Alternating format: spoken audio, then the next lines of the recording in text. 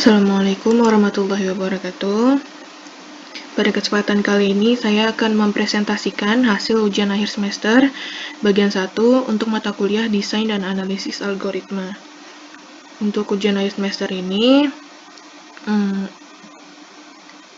bergontakan 3 orang. Yang pertama Eka Kasibah Beki, yang kedua Mulyana, dan yang ketiga saya sendiri Siti Afifah Zahra. Untuk pembahasannya ada 10 topik. Yang pertama adalah proses desain dan analisis algoritma, yang kedua algoritma struktur data, yang ketiga analisis kerangka kerja, yang keempat analisis kompleksitas waktu, yang kelima fungsi rekursif, yang keenam strategi greedy, yang ketujuh algoritma define and conquer, yang kedelapan strategi runut balik, yang ke-9 branch and bound, yang ke-10 dynamic programming. Langsung saja masuk ke bahasan pertama, yaitu proses desain dan analisis algoritma. Algoritma merupakan urutan perintah yang tidak ambigu untuk menyelesaikan sebuah masalah, yaitu untuk mendapatkan output yang diperlukan untuk input yang sah dalam jumlah waktu yang terbatas. Adapun untuk ilustrasi gagasan algoritma ini didasarkan pada contoh menghitung pembagi persekutuan terbesar dari dua buah bilangan bulat. Nah, dengan contoh ini dapat membantu kita mengilustrasikan beberapa poin penting. Di antaranya, yang pertama, persyaratan non-ambiguitas untuk setiap langkah algoritma tidak dapat dikompromikan. Yang kedua, kisaran input algoritma ditentukan dengan hati-hati. Yang ketiga, algoritma yang sama dapat dipresentasikan dengan cara yang berbeda. Yang keempat, ada beberapa algoritma untuk menyelesaikan masalah yang sama. Yang kelima, algoritma untuk masalah yang sama dapat didasarkan pada ide yang sangat berbeda dan dapat menyelesaikan masalah dengan kecepatan yang sangat berbeda juga. Selanjutnya ada proses pembuatan program. Untuk proses pembuatan program ini ada 7 langkah. Langkah yang pertama adalah memahami masalah. Tentu hal pertama yang perlu dilakukan sebelum merancang algoritma adalah memahami sepenuhnya masalah yang diberikan. Kita baca uraian masalah itu dengan cermat dan ajukan pertanyaan jika memang memiliki keraguan tentang masalah itu. Kemudian lakukan beberapa contoh kecil dengan tangan, pikirkan tentang kasus-kasus khusus, dan ajukan lagi yang diperlukan. Kemudian langkah yang kedua adalah memastikan kemampuan dari perangkat komputasi. Nah, setelah kita memahami masalah, kita perlu memastikan kemampuan dari perangkat komputasi yang dimaksud untuk membuat algoritmanya.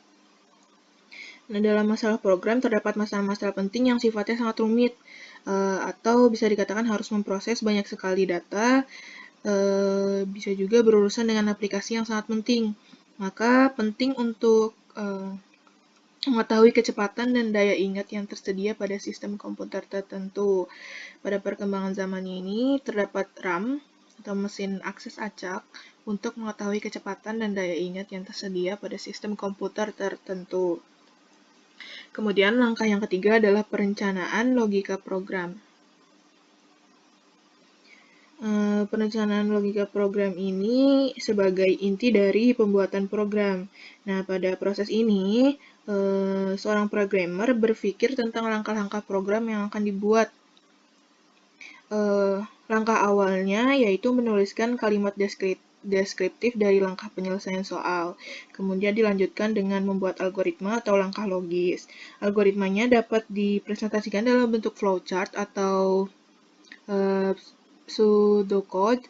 Kemudian kedua alat ini pada dasarnya merupakan proses ketika seorang programmer menuliskan langkah-langkah program dalam bahasa yang dapat dimengerti, yang disebut dengan pseudocode, atau dalam bentuk diagram atau gambar yang disebut flowchart atau diagram alir.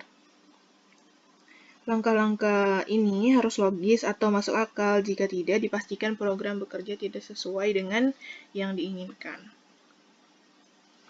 Kemudian langkah yang keempat adalah pembuatan kode atau bahasa program. Ada banyak bahasa pemrograman yang ada saat ini. Pada dasarnya, semua bahasa pemrograman walaupun berbeda, tetapi tetap memiliki persamaan. seperti dapat menangani operasi masukan atau input operation dan beberapa fungsi standar. Pada penulisan pembuatan program,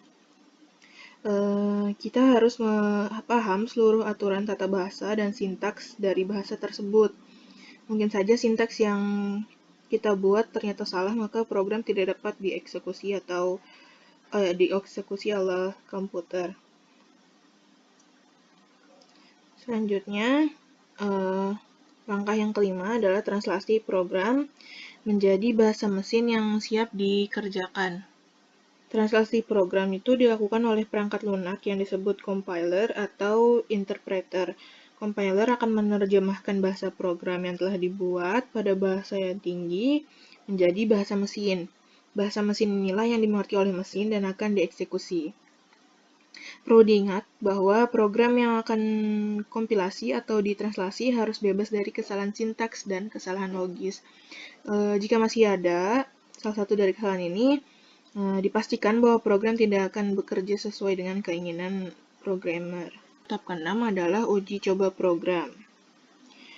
Program yang sudah selesai dibuat harus diuji dengan menggunakan data yang diperlukan oleh program. Nah, uji coba ini dapat menggunakan data simulasi atau data nyata seperti yang diperlukan oleh program.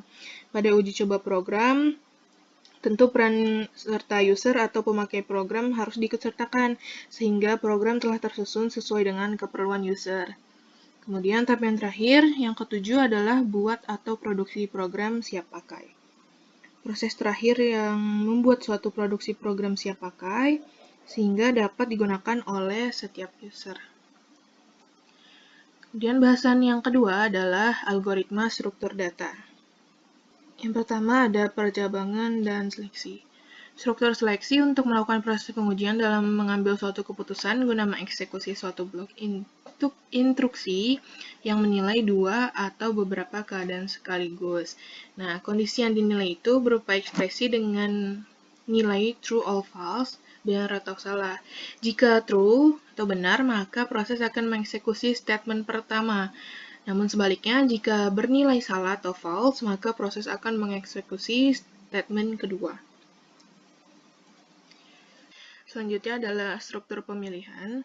Struktur pemilihan adalah struktur yang digunakan pada program yang memerlukan proses pengujian kondisi untuk mengambil suatu keputusan apakah suatu baris perintah akan diproses atau tidak. Nah, tidak semua baris program akan dikerjakan pada struktur ini, melainkan hanya baris yang memenuhi syarat saja. Nah, berikut adalah operator relasi yang digunakan pada struktur pemilihan. Nah, selanjutnya ada beberapa perintah dalam struktur pemilihan. Yang pertama adalah perintah if, bla bla bla, then bla bla bla, and. Nah, perintah ini digunakan untuk masalah satu kasus. Dengan bentuk umum, if, dalam kurung kondisi, then, proses 1, kemudian end. Jika ada suatu kondisi, maka akan diproses ke proses 1. Jika proses ini sudah dilakukan, maka berakhirlah perintah tersebut. Kemudian yang kedua adalah perintah if, bla bla bla, then, bla bla bla, else, bla bla bla, end. Nah, untuk perintah ini berlaku untuk kondisi dua kasus. Ini bentuk umumnya. Jika suatu kondisi, maka akan dilakukan proses 1. Namun, jika tidak memenuhi kondisi atau else, maka akan dilakukan proses kedua. End, selesai. Kemudian yang ketiga adalah perintah if, bla bla bla then, bla bla bla else if, bla bla bla then, bla bla bla else, bla bla bla end. Nah, perintah ini digunakan untuk kondisi 3 kasus atau lebih. Bentuk umumnya seperti ini. Jika ada suatu kondisi, maka dilakukan proses 1. Atau jika ada kondisi lain, yaitu kondisi 2, maka dilakukan proses 2. Terus, else, jika tidak memenuhi 2 kondisi ini, maka dilakukan proses 3. Selesai. Selanjutnya, yang terakhir, perintah switch case. otherwise. Perintah ini tuh sebagai alternatif perintah selain if else then, atau yang perintah kasus ketiga, karena ini juga digunakan untuk kasus yang 3 atau lebih. Berikut ini bentuk umumnya. Selanjutnya masuk ke contoh. Untuk contohnya adalah algoritma untuk menentukan bilangan yang lebih besar antara dua buah bilangan. Misalkan ada dua buah bilangan A dan B, maka kita akan mulai, kita input bilangan A, kemudian kita input bilangan B. Nah, kemudian kita masuk ke struktur pemilihannya. Di sini, jika A lebih besar dari B, maka kita akan menampilkan bilangan A. Jika tidak, maka akan ditampilkan bilangan B. Selesai. Selanjutnya adalah struktur pengulangan. Struktur pengulangan adalah struktur yang melakukan pengulangan beberapa kali terhadap satu baris atau satu blok baris program. Nah, pengulangan akan dilakukan sesuai dengan persyaratan yang diberikan. Ada beberapa perintah dalam struktur pengulangan. Yang pertama adalah perintah for. Perintah for ini digunakan untuk mengulang suatu proses dengan variabel kendali. Yang berikut adalah karakteristiknya. Yang pertama terdapat nilai awal dan nilai akhir yang menunjukkan banyaknya pengulangan yang akan dilakukan. Yang kedua, proses pengulangan akan berhenti jika nilai variabel kendali mencapai batas nilai akhir. Yang ketiga, nilai variabel kendali berubah secara teratur dengan interval tertentu. Dan yang keempat adalah jumlah pengulangan dapat diketahui. Dan ini adalah bentuk umum dari perintah for. Maksudnya adalah untuk variabel sama dengan dari nilai awal, dan ini perintahnya, sampai nilai akhir, maka dilakukan perintah-perintah ini, kemudian selesai. Berikut contoh untuk perintah for, algoritma untuk menampilkan bilangan ganjil antara 1 sampai 10. Kita mulai, kita inisialisasi dulu, I sama dengan integer, kemudian N sama dengan integer. Untuk I, untuk I 1 sampai dengan 10 lakukan N 1 bersisa 2. Jika N sama dengan 1, maka kita akan menampilkan bilangan I. Selesai. Berikut tabel bagaimana kita membaca kode ini. Untuk I sama dengan 1. Kita lihat N-nya, berarti 1 mod 2. Apakah benar 1 mod 2 N-nya akan sama dengan 1? Itu adalah benar, maka akan ditampilkan nilai 1.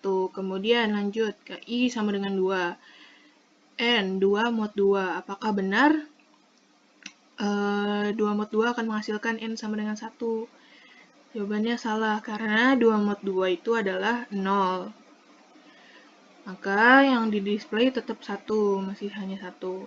Kemudian lanjut hingga I ke 10, sehingga hasil yang akan ditampilkan adalah 1, 3, 5, 7, 9. Seperti itu. Nah, untuk perintah yang kedua adalah perintah while.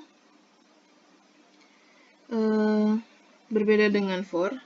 Perintah while ini digunakan untuk mengulang satu baris perintah selama syarat yang diberikan masih terpenuhi. Nah, untuk karakteristiknya, yang pertama adalah syarat akan uji terlebih dahulu, sehingga ada kemungkinan baris perintah yang akan diulang tidak dikerjakan sama sekali. Yang kedua, proses pengulangan terjadi jika syarat terpenuhi dan berhenti jika syarat tidak terpenuhi. Yang ketiga, nilai variabel kondisi dikendalikan pada proses pengulangan. Dan yang keempat, jumlah pengulangan tidak penting untuk diketahui. Dan ini adalah bentuk umum dari perintah while.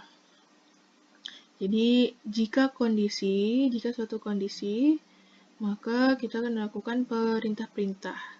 Setelah perintah-perintah dilakukan, maka selesai. Nah, berikut contohnya, algoritma untuk menampilkan bilangan ganjil antara 11 sampai 20. Untuk kodenya, kita akan inisialisasi seperti perintah for tadi, i sama dengan integer, dan n juga sama dengan integer. N di sini diawali dari 11. Jika saat n kurang dari sama dengan 20, maka lakukan i di sini bernilai n mod 2. Kemudian ada perintah if jika i sama dengan 1, maka akan ditampilkan bilang n. Kemudian n sama dengan n plus 1. Selesai. Nah, untuk kodenya dibaca seperti ini. Untuk n sama dengan 11, kita akan cek kondisi apakah n kurang dari sama dengan 20. Nah, benar kan kondisinya 11 kurang dari 20. Nah, kemudian dicek lagi. I sama dengan n mod 2. 11 mod 2, kita cek apakah 11 mod 2 itu akan menghasilkan 1.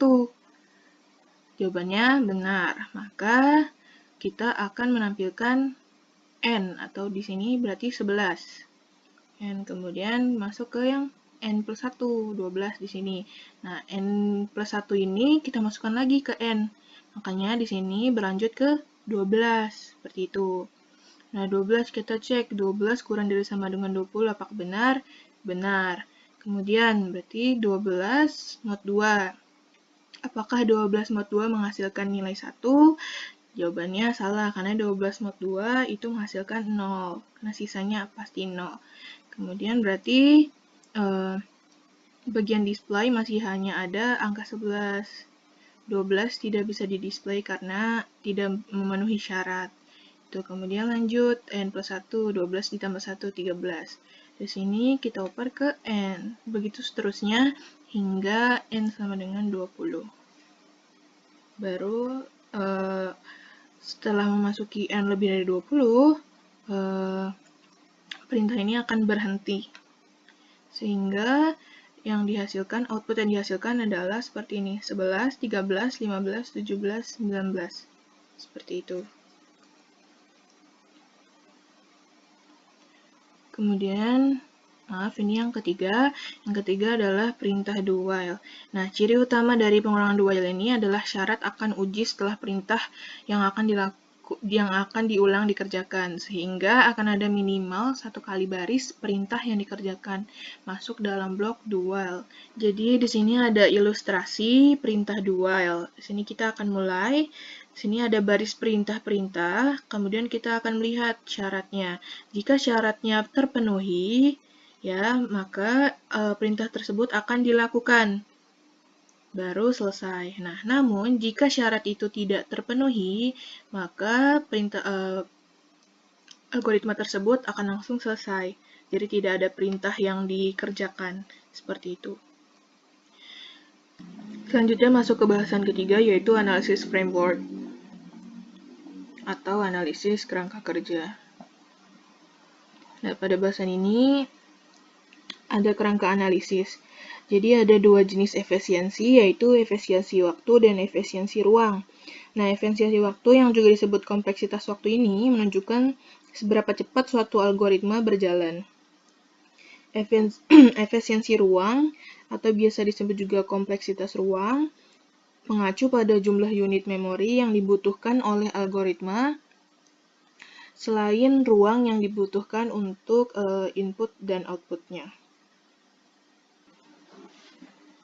Mengukur ukuran input. Efisiensi algoritma akan diselidiki sebagai fungsi dari beberapa parameter n yang menunjukkan ukuran inputnya. Saat akan mengukur ukuran input untuk algoritma yang memecahkan masalah, seperti memeriksa primalitas bilangan bulat positif n. Di sini input itu hanyalah satu angka, dan besaran angka inilah yang menentukan ukuran input. Sehingga disarankan untuk mengukur ukuran dengan jumlah bit B dalam representasi biner n yang dirumuskan dalam B sama dengan log 2n ditambah 1. Nah, metrik ini biasanya memberikan gambaran yang lebih baik tentang efisiensi algoritma yang dimaksud.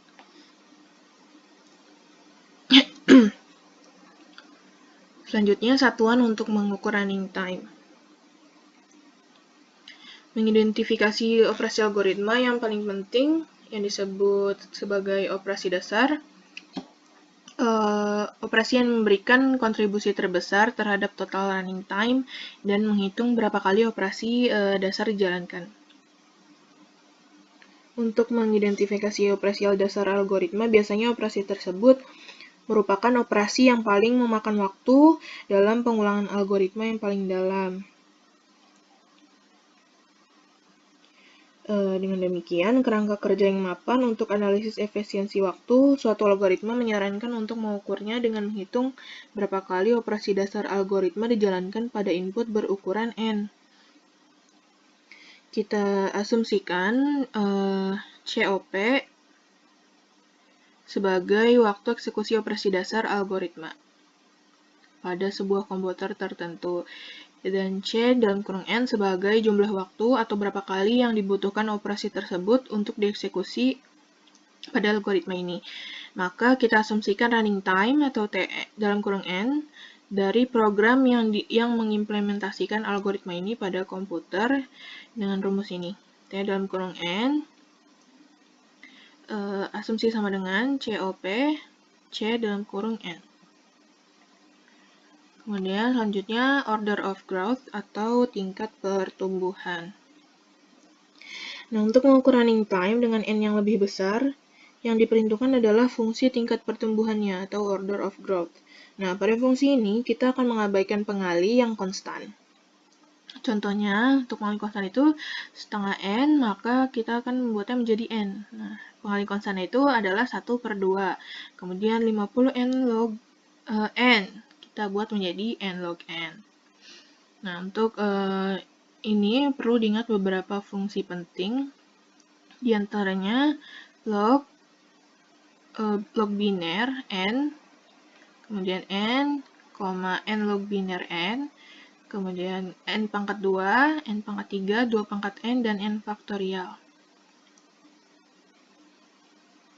Berikut pemaparan dari saya. Untuk selanjutnya akan dijelaskan oleh Mulyana.